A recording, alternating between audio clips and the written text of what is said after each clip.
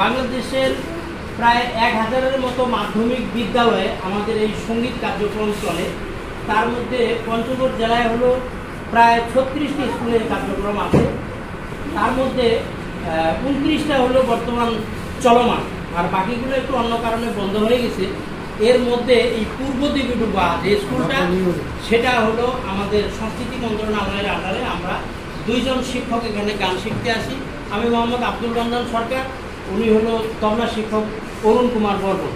তো আজকের যে আমাদের আলোচনা, সে আলোচনাটা হলো এখানে আমরা একটা ন্যূনতম সিলেবাস বাংলাদেশ শিল্পকলা একাডেমির মাধ্যমে পেয়েছি। সেখানে দেওয়া আছে যে সঙ্গীতের সংজ্ঞা।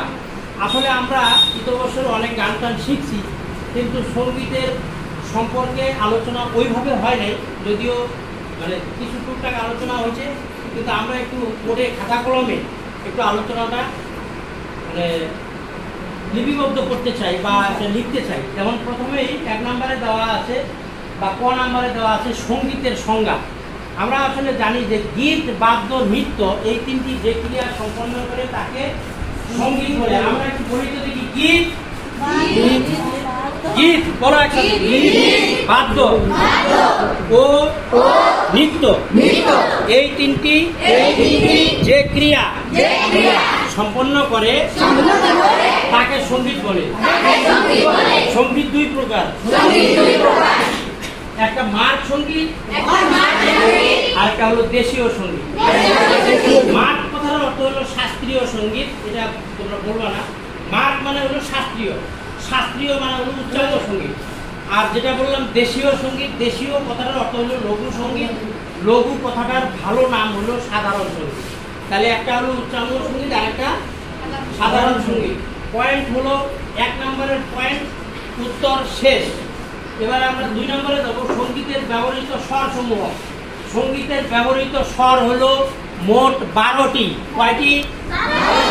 12টি। তার মধ্যে এখানে লিখতে হবে শুদ্ধ স্বর। কেউ যদি লিখতে চাও লিখতে পারো, শুদ্ধ স্বর। শুদ্ধ স্বর 7টি। শুদ্ধ স্বর 7টি। যেমন সা, কথা বলবো না, রে, সা রে, গা, তারপরে মা, পা, ধা, এই নি, এই হলো 7টা স্বর শুদ্ধ। শুদ্ধ স্বর 7টা। এখানে লিখতে হবে কোমল স্বর। কোমল স্বর 4টি। 4 জি। এই যে রিয়ে, রে, গা, গা, নি, ঠিক আছে? রে, গা, গা, নি, এই হলো কোমল স্বর। পরি স্বর, পরি, পরি স্বর 1টি। যেমন হলো পরিমা, মানে দ্রুত খ দিয়া আকার, পরিমা। এরপরে আরো আছে অচল স্বর। অচল, অচল স্বর, অচল স্বর হলো এখানে কয়টা হলো দেখো দেখি, 7 4 11 আর 1 এই 12টি স্বর। 12টি স্বর, কিন্তু অচল স্বর আমার 2টা। অচল স্বর কয়টা? 2টি। একটা হলো সা, একটা হলো পা। তাহলে দেখা গেল যে কথা কম, দেখা গেল যে সঙ্গীতের স্বর মোট কয়টা? 7টা। সঙ্গীতের স্বর মোট কয়টা? 12টা।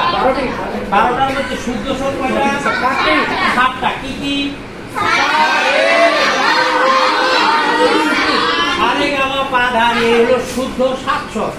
আর কোমল হলো 4টি স্বর, রে, গা, দা, নি। একটা রে মানে হলো রস্বরী দিয়ে লিখতে হবে, রি, আর উময় গয় দিয়ে হলো গা, আর দা, নি, এই হলো কোমল স্বর। আর পরিস্বর একটাই, পরি মানে হলো তীব্র, পরি মানে হলো তীব্র, তীব্র হলো পরিমা, অর্থাৎ যুক্ত খ দিয়ে আকার, পরিমা লিখতে হয়।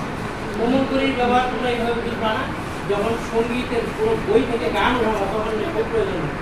আচ্ছা, তারপরে আমাদের দেওয়া আছে সঙ্গীতের ব্যবহৃত স্বরসমূহ হয়ে গেল, শুদ্ধ বিকৃত স্বরসমূহ হয়ে গেল, এলো কিনা?